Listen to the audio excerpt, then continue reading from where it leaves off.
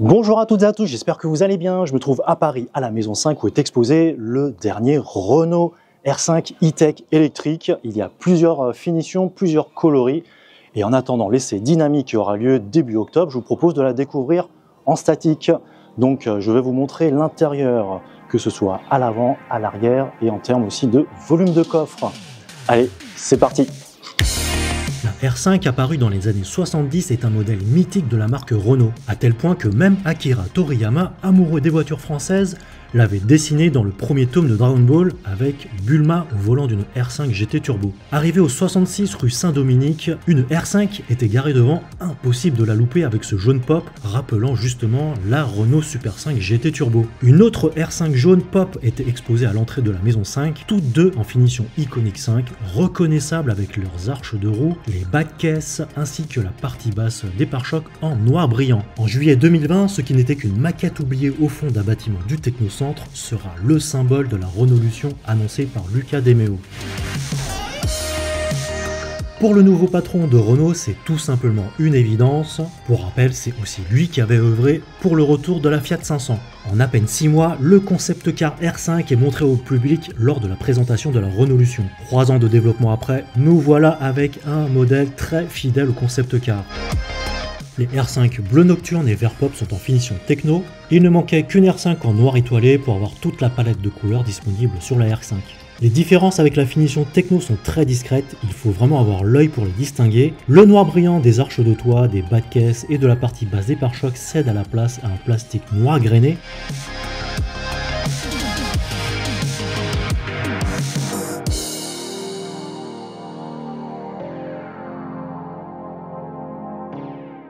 Une édition Roland Garros était aussi exposée. Je tenais à remercier Baptiste qui m'a ouvert les portes de cette version exclusive et qui me permet de vous offrir ces images. Basée sur la finition Iconic 5, elle se distingue par un discret covering imitation carbone sur les arches de toit ainsi que sur le toit. Le décor à l'avant de la portière comporte le logo Roland Garros sur un fond de croix de Saint-André qui rappelle l'architecture du stade. C'est à l'intérieur qu'il y a plus de références à l'univers de Roland Garros. Les tapis de sol et le tapis de la console centrale sont de couleur terre battue. Les habillages de la planche de bord, de la sellerie et des contreportes sont en gris clair.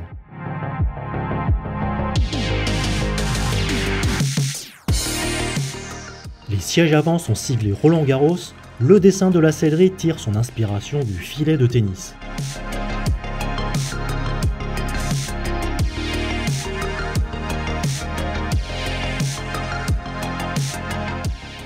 Le hip-hop shifter ou encore le commodo de changement de rapport est habillé d'un grip rappelant le manche d'une raquette de tennis avec à son extrémité le logo Roland Garros.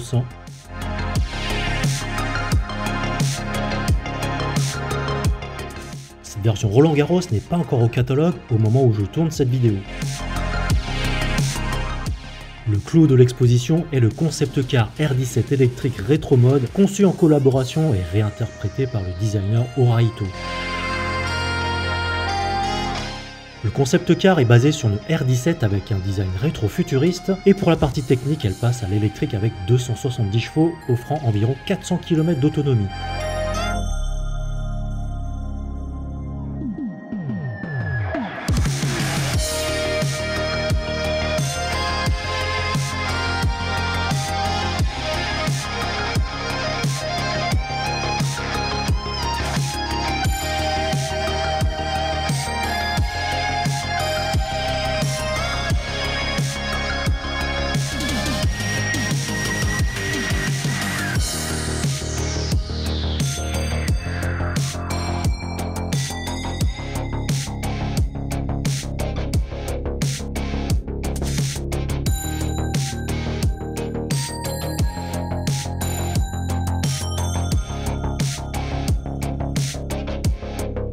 Le concept car sera aussi visible au salon de l'auto à la porte de Versailles.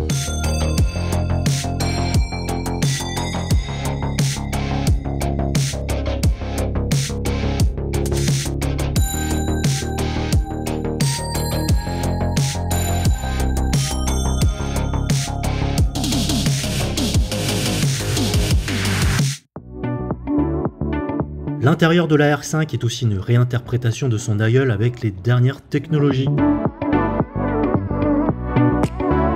Instrumentation numérique de 10,3 pouces, un écran de 10,1 pouces pour l'infodivertissement sous Android Automotive.